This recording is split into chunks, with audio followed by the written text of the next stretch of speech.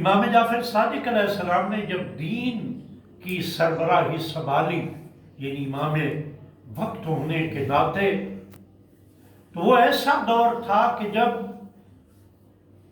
حکومت لڑکھڑائی ہوئی تھی، شورشوں کا شکار تھی۔ امام جعفر صادق علیہ السلام کو یہ موقع ملا کہ ایسے موقع میں اس کام کو کہ جس کا اجرا امام محمد باقر علیہ السلام کر چکے ہیں، امام جعفر صادق علیہ السلام نے یہی مناسب سمجھا کہ دیگر تحریکوں کو، جو حکومت مخالف تحریکیں ہیں، علوی تحریکیں تھیں بہت ساری، امام نے ان کی طرف کوئی توجہ نہیں دی۔ آپ نے مرکز علمی یعنی مدینہ منورہ کو سنبھالا، منبر رسول کو سنبھالا، اور نشر علوم آل محمد کے کام کو آگے بڑھایا۔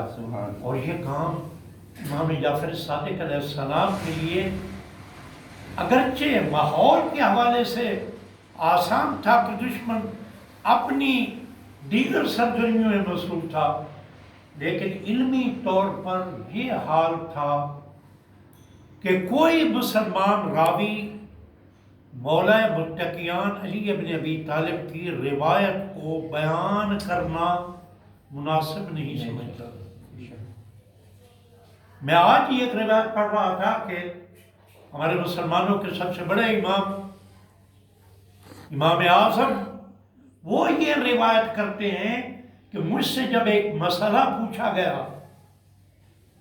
اس مسئلے کے لیے میرے پاس جو شریعت اور قرآن کے مطابق جو جواب تھا، وہ مولا کائنات علی ابن ابی طالب کا بیان کردہ روایت تھی۔ وہ بیان کرتے ہیں کہ میں روایت علی ابن ابی طالب پہ موجود تھا اور مجھ سے سوال کرنے والا ایک عمومی شخص تھا۔ میں خوف زدہ تھا کہ میں یہاں پہ اگر علی ابن ابی طالب کا نام لوں گا تو اس کا خمیازہ مجھے بھگتنا پڑے گا، تو میں نام نہیں لے سکا، روایت کو بیان کر دی۔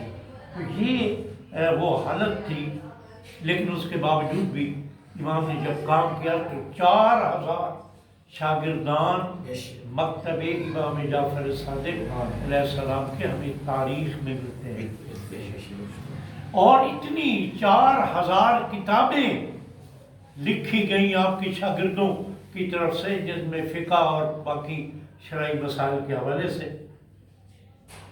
سوال یہ پیدا ہوتا ہے کہ امام جعفر صادق علیہ السلام کے بعد وہ ذخیرہ علمی پھر مسلمانوں کو دستیاب کیوں نہ ہوا؟ تو یہ بھی ایک دردناک کہانی ہے۔ آج کی اس علمی نشست میں آپ کو یہ بتانا چاہتا ہوں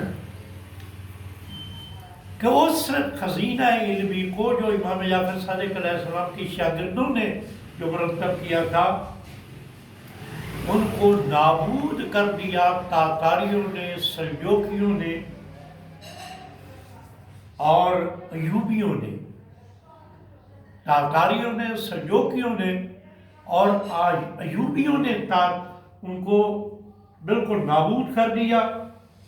اور اس وقت جو بڑے بڑے مکتب تھے، مکتبہ وزیر صابور تھا ایک مکتب، مکتبہ توسی جو بغداد میں تھا، اور مکتبہ قصر فاطمی جو قاہرہ میں تھا، ان تمام مکتبوں کو تاتاریوں نے، سلجوکیوں نے اور ایوبیوں نے نابود کر دیا، اور یوں وہ سارا کام جو امام جعفر صادق علیہ السلام کی شاگردان نے کیا تھا وہ نابود ہو گیا۔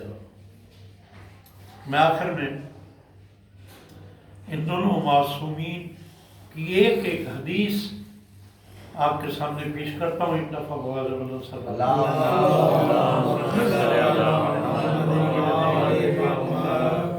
رسول صادق صلی اللہ علیہ وسلم کی حدیث مبارک آپ ارشاد فرماتے ہیں کہ میری امت جب تک امر بالمعروف و نہی عن المنکر کی جانب متوجہ رہے گی، آسمان سے ان پہ رحمتیں نازل ہوتی رہیں گی۔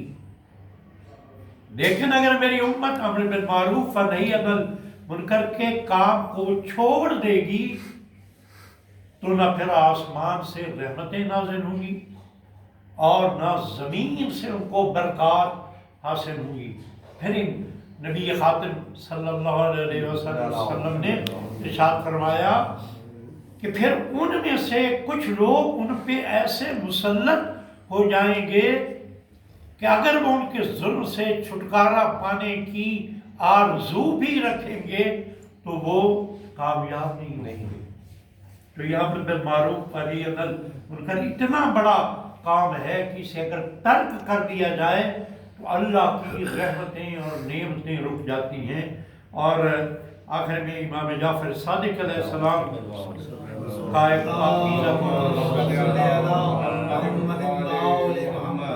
ہم سب جو مومن ہونے کا دعویٰ کرتے ہیں، امام جعفر صادق علیہ السلام ارشاد فرما رہے ہیں کہ مومن وہ ہے، یہ 8 نکات ہیں، 7 نکات ہیں جو میں نے نوٹ کیا ہیں امام کے اس قول مبارک سے۔ امام فرماتے ہیں کہ مومن وہ ہے جو پاکیزہ روزی کمائے۔ دوسرا نکتہ جو امام نے ارشاد فرمایا کہ مومن وہ ہے کہ اس کے اخلاق سب سے اچھے ہوں۔ پھر امام نے فرمایا کہ مومن وہ ہے کہ جس کا ضمیر صاف ہو۔ چوتھے نمبر پہ امام نے ارشاد فرمایا کہ مومن وہ ہے جو اللہ کی راہ میں اپنا مال خرچ کرتا ہو، یعنی اس کی ضروریات سے جو بچ جاتا ہے مال، اس کو اللہ کی راہ میں خرچ جو کرتا ہے وہ مومن ہے۔ اس کے بعد امام نے فرمایا مومن وہ ہے کہ لوگ اس کی برائی سے بچیں اور وہ لوگوں کی برائی کرنے سے اپنے آپ کو بچا رہے ہیں۔ لوگ اس کی برائی سے محفوظ ہوں اور وہ لوگوں کی برائی کرنے سے، یعنی جو آپ برائیاں بیان کرتے ہیں اس سے بچا رہے۔ اور آخری نکتہ یہ ہے کہ لوگوں کے ساتھ اپنی ذات کے مقابلے میں انصاف کرنے والا ہو۔ یہ بہت بظاہر بات شاید آپ کو آسان لگ رہی ہو، لیکن یہ بہت مشکل کام ہے۔ تو نبی خاتم صلی اللہ علیہ وآلہ وسلم بھی ہمیں ایک الہی انسان دیکھنا چاہتے ہیں جو احکام الہی کا پابند ہو، اور امام جعفر صادق علیہ السلام کی جن کے مکتب سے ہم اپنے آپ کو وابستہ سمجھتے ہیں، وہ بھی ہم سے توقع چاہتے ہیں آپ کے اس قول سے جو 7 چیزیں آپ کے سامنے آئی ہیں۔ تو دعا ہے رب ذوالجلال سے کہ وہ ہمیں سیرت چہاردہ معصومین علیہ السلام پہ کما حق کا عمل پیرا ہونے کی توفیق عطا فرمائے۔